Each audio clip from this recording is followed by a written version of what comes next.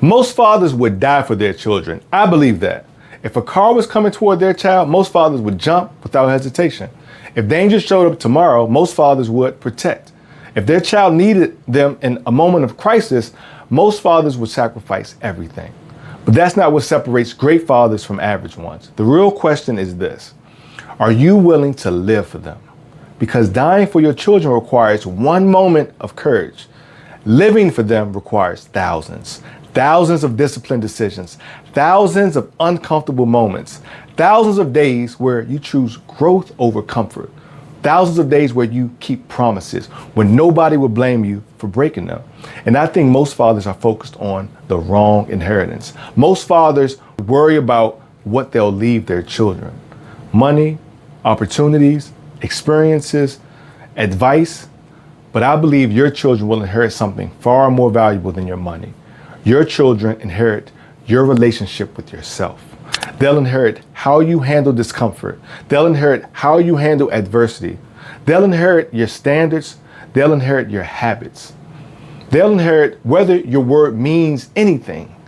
And that's why I believe there are three choices that separate great fathers from average ones. Not because they love their children more. Most fathers love their children, but because they understand something many fathers miss. Your children are learning how to live by watching how you live. They're learning what discipline looks like, what commitment looks like, what follow through looks like, what leadership looks like. Whether you realize it or not, your relationship with yourself is becoming their example. And that's why choice number one is example over excuses. One of the biggest lies in parenting is believing that children become what we tell them. They don't. They become what they repeatedly see. Have you ever heard your child say something and suddenly realize they sounded exactly like you? Not because you taught it, not because you sat them down and gave them a lesson. It's because they absorbed it. That's what children do. They watch, they imitate, they inherit.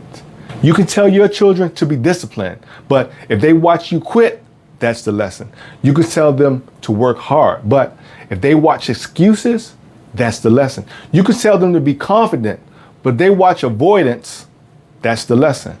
Children are always watching. They're watching how you handle adversity, how you handle stress, how you respond when things don't go your way, how you take care of your body, how you treat their mother, how you spend your free time, how you keep your commitments. And over time, they absorb it, not because you taught it, but because you modeled it. Your life is the curriculum. Every day you're teaching. The only question is what you're teaching. And this is why I care so much about self-trust. Because children don't just inherit our habits, right? They inherit our standards. They inherit our relationship with discipline. They inherit our relationship with challenges. If they watch a father who constantly starts and stops, they learn inconsistency is normal. If they watch a father who breaks promises to himself, they learn that words don't matter very much. If they watch a father who quits every time things get difficult, they learn quitting is normal. But if they watch a father who keeps his word, if they watch a father who follows through, if they watch a father who does hard things even when he doesn't feel like it, then they learn something entirely different. They learn that discipline is normal. They learn that follow through is normal. They learn that keeping your word is normal.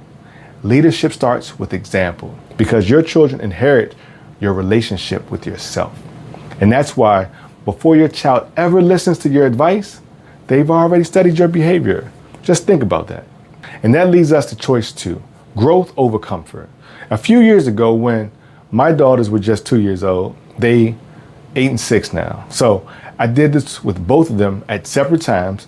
I decided to teach them how to ride a bike, a 2-wheel pedal bike without training wheels, to be clear. Now, if you've ever tried teaching a 2-year-old how to ride a bike, then you know it's not easy. It takes patience, consistency, repetition, time, right? There were plenty of days I didn't feel like doing it. Days it would have been easy to stay inside. Days where comfort would have won, but I wasn't thinking about comfort. I was thinking about confidence. I was thinking about who they could become. I was thinking about freedom they would have, the joy it would bring them, the belief they would have in themselves. And you fast forward a little while, and my daughter was in pre-K 4. We were riding bikes to school. Now think about that. Most kids that age aren't riding bikes to school, but to her, it felt normal. She felt capable, confident, free.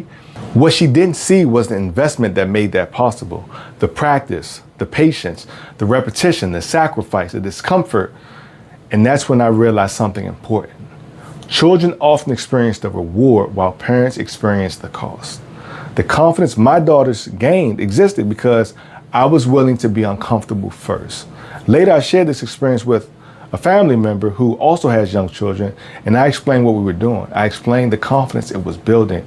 I explained the joy it brought the girls, and his response was simple. It's too hot outside. I'm not going out there. And right there, I saw something that explains a lot of parenting. Many fathers are willing to sacrifice for their children, but they aren't willing to be uncomfortable for them. And those are not the same thing. Every father faces this choice: comfort or growth, convenience or investment, ease or development. And the confidence your children enjoy tomorrow is often purchased by the discomfort you're willing to embrace today. And the truth is, the same thing happens in our own lives. Every workout completed, every early morning, every difficult conversation, every commitment honored creates evidence. Evidence that your word matters. Evidence that you follow through. Evidence that you can trust yourself. And this is one of the reasons I care so much about fitness.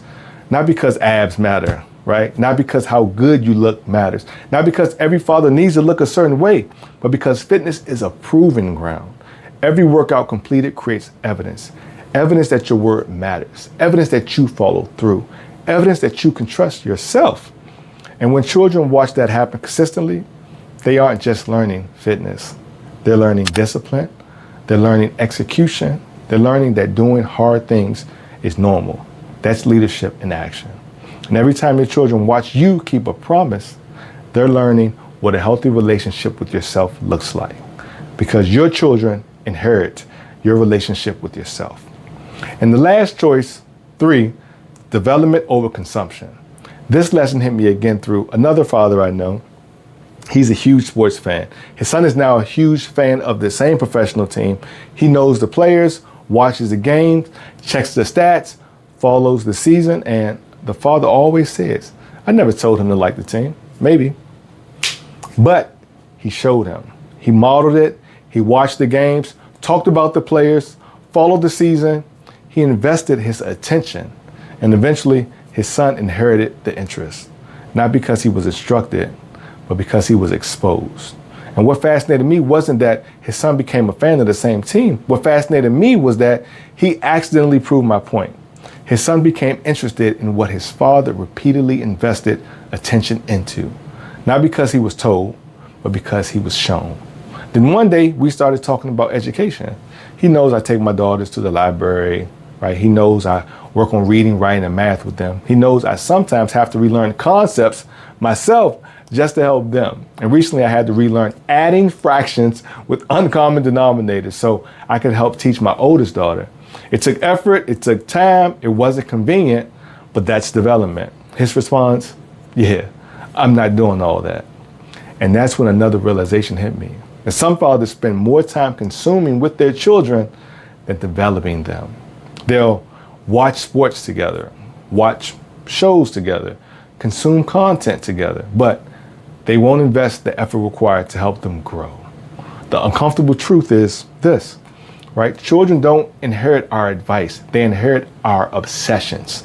They inherit what we repeatedly demonstrate is important. If a child sees sports every day, they learn sports matters. If they see learning every day, they learn learning matters. If they see growth every day, they learn growth matters. Your attention teaches, your habits teach, your priorities teach, your obsessions teach. If your child became exactly like you 5 years from now, would you be proud? Not of what they had, but of who they had become. Because whether we realize it or not, we're teaching every day. Great fathers don't just consume life with their children, they intentionally develop them. So, what separates great fathers from average ones? 3 things.